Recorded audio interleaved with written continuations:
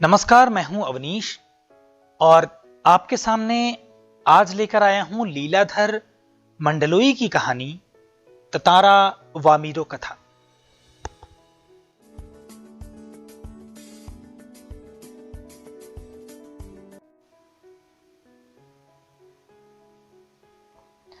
जो सभ्यता जितनी पुरानी है उसके बारे में उतने ही ज्यादा किस्से कहानियां भी सुनने को मिलती हैं। किस्से जरूरी नहीं कि सचमुच उस रूप में घटित हुए हों जिस रूप में हमें सुनने या पढ़ने को मिलते हैं। इतना जरूर है कि इन किस्सों में कोई न कोई संदेश या सीख निहित होती है। अंडमान निकोबार द्वीप समूह में भी तमाम तरह के किस्से मशहूर हैं। इनमें से कुछ को लीलाधर मंडलोई ने फिर से लिखा है।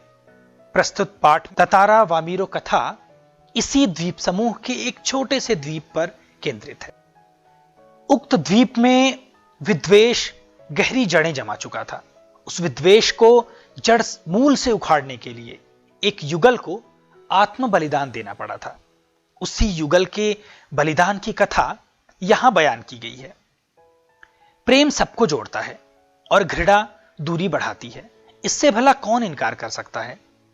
इसीलिए जो समाज के लिए अपने प्रेम का, अपने जीवन तक का बलिदान करता है, समाज उसे न केवल याद रखता है बल्कि उसके बलिदान को व्यर्थ नहीं जाने देता। यही वजह है कि तत्कालीन समाज के सामने एक मिसाल कायम करने वाले इस युगल को आज भी उस द्वीप के निवासी गर्व और श्रद्धा के साथ याद करते हैं।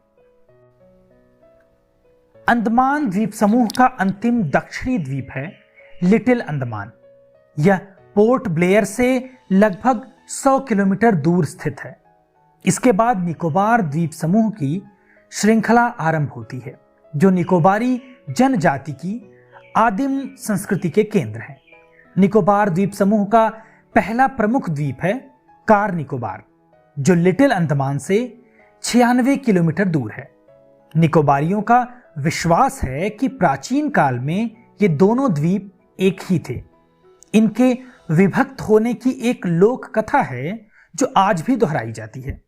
सदियों पूर्व जब लिटिल अंडमान और कार निकोबार आपस में जुड़े हुए थे तब वहां एक सुंदर सा गांव था। पास में एक सुंदर और शक्तिशाली युवक रहता था। उसका नाम था ततारा। निकोबारी उसे बेहद प्रेम करते थे। ततारा एक नेक और मददगार व्यक्ति था। सदैव दूसरों की सहायता के लिए तत्पर रहता।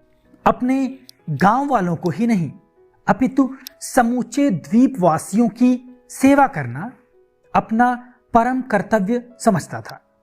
उसके इस त्याग की वजह से वह चर्चित था। सभी उसका आदर करते, वक्त मुसीबत में उसे स्मरण करते और वह भागा भागा वहां पहुंच जाता। दूसरे गांवों में भी पर्व त्योहारों के समय उसे विशेष रूप से आमंत्रित किया जाता। उसका व्यक्तित्व तो आकर्षक था ही, साथ ही आत्मीय स्वभाव की वजह से लोग उसके करीब रहना चाहते। पारंपरिक पोशाक के साथ वह अपनी कमर में सदैव एक लकड़ी की तलवार बांधे रहता। लोगों का मत था बावजूद लकड़ी की होने पर उस तलवार में अद्भुत दैवीय शक्ति थी। ततारा अपनी तलवार को कभी अलग न होने देता। उसका दूसरों के सामने उपयोग भी न करता, किंतु उसके चर्चित साहसिक कारनामों के कारण लोग बाग तलवार में अद्भुत शक्ति का होना मानते थे। ततारा की तलवार एक विलक्षण रहस्य थी। एक शाम ततारा दिन भर के अथक परिश्रम के बाद समुद्र किनारे टहलने निकल पड़ा। सूरज समुद्र से लगे क्षितिज तले डूबने को था। समुद्र से ठंडी बयारें आ रही थी। पक्षियों की सायंकालीन चहचहाहटें शनैः शनैः क्षीण होने को थी। उसका मन शांत था। विचार मग्न ततारा समुद्री बालू पर बैठकर सूरज की अंतिम रंग बिरंगी किरणों को समुद्र पर निहारने लगा। तभी कहीं पास से उसे मधुर गीत गूंजता सुनाई दिया। गीत मानो बहता हुआ उसकी तरफ आ रहा हो। बीच बीच लहरों का संगीत सुनाई देता।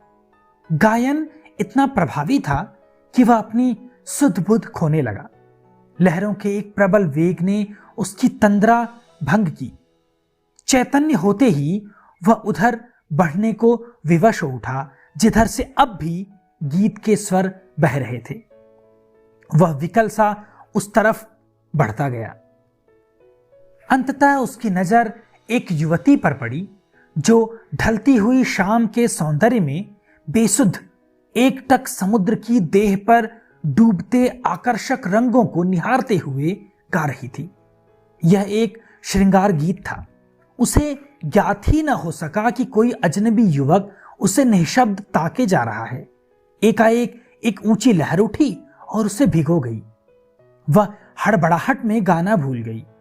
इसके पहले कि वह सामान्य हो पाती, उसने अपने कानों में गूंजती गंभीर आकर्षक आवाज सुनी। तुमने एकाएक इतना मधुर गाना अधूरा क्यों छोड़ दिया? ततारा ने विनम्रतापूर्वक कहा। अपने सामने एक सुंदर युवक को देखकर वह विस्मित हुई। उसके भीतर किसी कोमल भावना का संचार हुआ, किंतु अपने को संयत कर उसने बेरुखी के साथ जवाब दिया। पहले बताओ तुम कौन हो? इस तरह मुझे घूरने और इस असंगत प्रश्न का कारण? अपने गांव के अलावा किसी और गांव के युवक के प्रश्नों का उत्तर देने को मैं बाध्य नहीं। क्या तुम भी जानते हो? ततारा मानो सुध-बुध खोए हुए था। जवाब देने के स्थान पर उसने पुनः अपना प्रश्न दोहराया। तुमने गाना क्यों रोक दिया? गाओ, गीत पूरा करो। सचमुच तुमने बहुत सुरीला कंठ पाया है।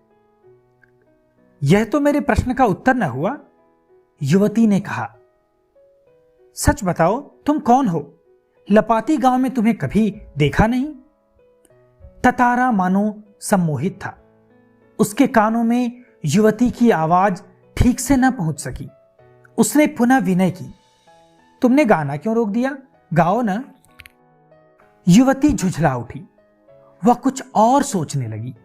अंततः उसने निश्चयपूर्वक एक बार पुनः लगभग विरोध करते हुए कड़े स्वर में कहा, ढीठता की हद है। मैं जब से परिचय पूछ रही हूं और तुम बस एक ही राग अलाप रहे हो। गीत गाओ, गीत गाओ। आखिर क्यों?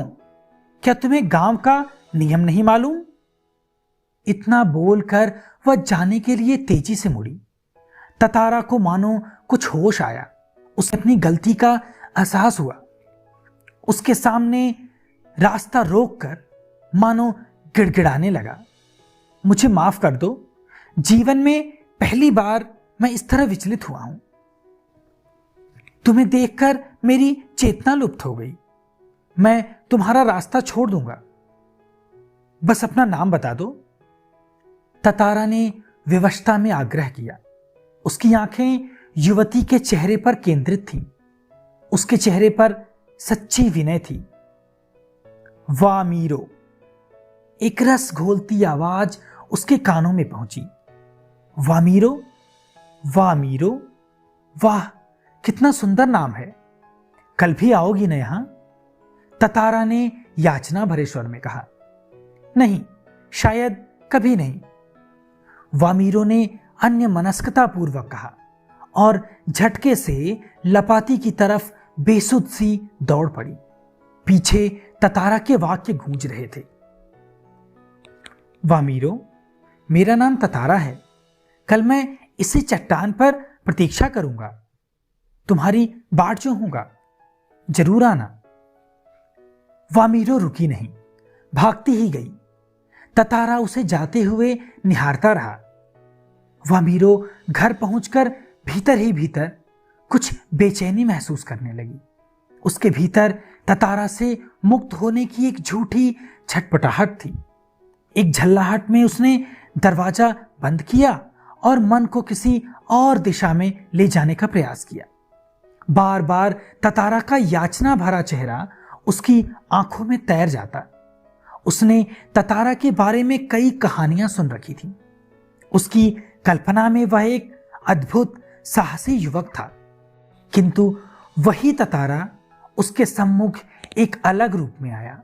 सुंदर, बलिष्ठ, किंतु बेहद शांत, सभ्य और भोला। उसका व्यक्तित्व कदाचित वैसा ही था जैसा वह अपने जीवन साथी के बारे में सोचती रही थी, किंतु एक दूसरे गांव के युवक के साथ यह संबंध परंपरा के विरुद्ध था। अतएव उसने उसे भूल जाना ही श्रेयस्कर समझा, किंतु यह असंभव जान पड़ा। ततारा बार बार उसकी आंखों के सामने था, निर्निमेष याचक की तरह प्रतीक्षा में डूबा हुआ। किसी तरह रात बीती, दोनों के हृदय व्यथित थे। किसी तरह आंच रहित एक ठंडा और उबाऊ दिन गुजरने लगा। शाम की प्रतीक्षा थी। ततारा के लिए मानो पूरे जीवन की अकेली प्रतीक्षा थी। उसके गंभीर और शांत जीवन में ऐसा पहली बार हुआ था। वह अचंभित था, साथ ही रोमांचित भी। दिन ढलने के काफी पहले वह लपाती की उस समुद्री चट्टान पर पहुंच गया। वामीरो की प्रतीक्षा में एक एक पल पहाड़ की तरह भारी था। उसके भीतर एक आशंका भी दौड़ रही थी। अगर वामीरो न आई तो? वह कुछ निर्णय नहीं कर पा रहा था, सिर्फ प्रतीक्षारत था। बस आशा की एक किरण थी जो समुद्र की देह पर डूबती किरणों की तरह कभी भी डूब सकती थी। वह बार बार लपाती के रास्ते पर नजरें दौड़ाता। सहसा नारियल के झुरमुटों में से उसे एक आकृति कुछ साफ हुई। कुछ और। उसकी खुशी का ठिकाना न रहा। सचमुच वह वामीरो थी। लगा जैसे वह घबराहट में थी। वह अपने को छुपाते हुए बढ़ रही थी। बीच बीच में इधर उधर दृष्टि दौड़ाना न भूलती। फिर तेज कदमों से चलती हुई ततारा के सामने आकर ठिठक गई। दोनों शब्दहीन थे। कुछ था जो दोनों के भीतर बह रहा था। एकटक निहारते हुए वे जाने कब तक खड़े रहे। सूरज समुद्र की लहरों में कहीं खो गया था। अंधेरा बढ़ रहा था। अचानक वामीरो कुछ सचेत हुई और घर की तरफ दौड़ पड़ी। ततारा अब भी वहीं खड़ा था, निश्चल, शब्दहीन। दोनों रोज उसी जगह पहुंचते और मूर्तिवत एक दूसरे को निर्निमेष ताकते रहते। बस भीतर समर्पण था जो अनवरत गहरा रहा था। लपाती के कुछ युवकों ने इस मूक प्रेम को भांप लिया और खबर हवा की तरह बह उठी। वामीरो लपाती ग्राम की थी और ततारा पासा का। दोनों का संबंध संभव न था। रीति अनुसार दोनों को एक ही गांव का होना आवश्यक था। वामीरो और ततारा को समझाने बुझाने के कई प्रयास हुए, किंतु दोनों अडिग रहे। वे नियमतः लपाती के उसी समुद्री किनारे पर मिलते रहे। अफवाहें फैलती रहीं। कुछ समय बाद पासा गांव में पशु पर्व का आयोजन हुआ। पशु पर्व में हृष्टपुष्ट पशुओं के प्रदर्शन के अतिरिक्त पशुओं से युवकों की शक्ति परीक्षा प्रतियोगिता भी होती है। वर्ष में एक बार सभी गांव के लोग हिस्सा लेते हैं। बाद में नृत्य, संगीत और भोजन का भी आयोजन होता है। शाम से सभी लोग पासा एकत्रित होने लगे। धीरे धीरे विभिन्न कार्यक्रम शुरू हुए। ततारा का मन इन कार्यक्रमों में तनिक न था। उसकी व्याकुल आंखें वामीरो को ढूंढने में व्यस्त थीं। नारियल के एक झुंड के एक पेड़ के पीछे से उसे कोई झांकता दिखा। उसने थोड़ा और करीब जाकर पहचानने की चेष्टा की। वह वामीरो थी जो भयवश सामने आने में झिझक रही थी। उसकी आंखें तरल थीं, होंठ कांप रहे थे। ततारा को देखते ही वह फूट कर रोने लगी। ततारा विह्वल हुआ। उससे कुछ बोलते ही न बन रहा था। रोने की आवाज लगातार ऊंची होती जा रही थी। ततारा किंग कर्तव्य विमूढ़ था। वामीरो के रुदन स्वरों को सुनकर उसकी मां वहां पहुंची और दोनों को देखकर आग बबूला हो उठी। सारे गांव वालों की उपस्थिति में यह दृश्य उसे अपमानजनक लगा। इस बीच गांव के कुछ लोग भी वहां पहुंच गए। वामीरो की मां क्रोध में उफन उठी। उसने ततारा को तरह तरह से अपमानित किया। गांव के लोग भी ततारा के विरोध में आवाजें उठाने लगे। यह ततारा के लिए असहनीय था। वामीरो अब भी रोए जा रही थी। ततारा भी गुस्से से भर उठा। उसे जहां विवाह की निषेध परंपरा पर क्षोभ था, वहीं अपनी असहायता पर खीज। वामीरो का दुख उसे और गहरा कर रहा था। उसे मालूम न था कि क्या कदम उठाना चाहिए। अनायास उसका हाथ तलवार की मूठ पर जा टिका। क्रोध में उसने तलवार निकाली और कुछ विचार करता रहा। क्रोध लगातार अग्नि की तरह बढ़ रहा था। लोग सहम उठे। एक सन्नाटा सा खिंच गया। जब कोई राह न सूझी तो क्रोध का शमन करने के लिए उसमें शक्ति भरकर उसे धरती में घोंप दिया और ताकत से उसे खींचने लगा। वह पसीने से नहा उठा। सब घबराए हुए थे। वह तलवार को अपनी तरफ खींचते खींचते दूर तक पहुंच गया। वह हाँफ रहा था। अचानक जहां तक लकीर खिंच गई थी, वहां तक एक दरार होने लगी, मानो धरती दो टुकड़ों में बंटने लगी हो। एक गड़गड़ाहट सी गूंजने लगी और लकीर की सीध में धरती फटती ही जा रही थी। द्वीप के अंतिम सिरे तक ततारा धरती को मानो क्रोध में काटता जा रहा था। सभी भयाकुल हो उठे। लोगों ने ऐसे दृश्य की कल्पना न की थी। वे सिहर उठे। उधर वामीरो फटती हुई धरती के किनारे चीखती हुई दौड़ रही थी। ततारा ततारा ततारा। उसकी करुण चीख मानो गड़गड़ाहट में डूब गई। ततारा दुर्भाग्यवश दूसरी तरफ था। द्वीप के अंतिम सिरे तक धरती को चाकता वह जैसे ही अंतिम छोर पर पहुंचा, द्वीप दो टुकड़ों में विभक्त हो चुका था। एक तरफ ततारा था, दूसरी तरफ वामीरो। ततारा को जैसे ही होश आया, उसने देखा उसकी तरफ का द्वीप समुद्र में धंसने लगा है। वह छटपटाने लगा। उसने छलांग लगाकर दूसरा सिरा थामना चाहा, किंतु पकड़ ढीली पड़ गई। वह नीचे की तरफ फिसलने लगा। वह लगातार समुद्र की सतह की तरफ फिसल रहा था। उसके मुंह से सिर्फ एक ही चीख उभर कर डूब रही थी, वामीरो वामीरो वामीरो। उधर वामीरो भी ततारा ततारा ततारा पुकार रही थी। ततारा लहूलुहान हो चुका था। वह अचेत होने लगा और कुछ देर बाद उसे कोई होश न रहा। वह कटे हुए द्वीप के अंतिम भूखंड पर पड़ा हुआ था, जो कि दूसरे हिस्से से संयोगवश जुड़ा था। बहता हुआ ततारा कहां पहुंचा, बाद में उसका क्या हुआ, कोई नहीं जानता। इधर वामीरो पागल हो उठी। वह हर समय ततारा को खोजती हुई उसी जगह पहुंचती और घंटों बैठी रहती। उसने खाना पीना छोड़ दिया। परिवार से वह एक तरह विलग हो गई। लोगों ने उसे ढूंढने की बहुत कोशिश की, किंतु कोई सुराग न मिल सका। आज न ततारा है न वामीरो, किंतु उनकी यह प्रेम कथा घर घर में सुनाई जाती है। निकोबारियों का मत है कि ततारा की तलवार से कार निकोबार के जो दो टुकड़े हुए, उसमें दूसरा लिटिल अंडमान है, जो कार निकोबार से आज 96 किलोमीटर दूर स्थित है। निकोबारी इस घटना के बाद दूसरे गांवों में भी आपसी वैवाहिक संबंध करने लगे।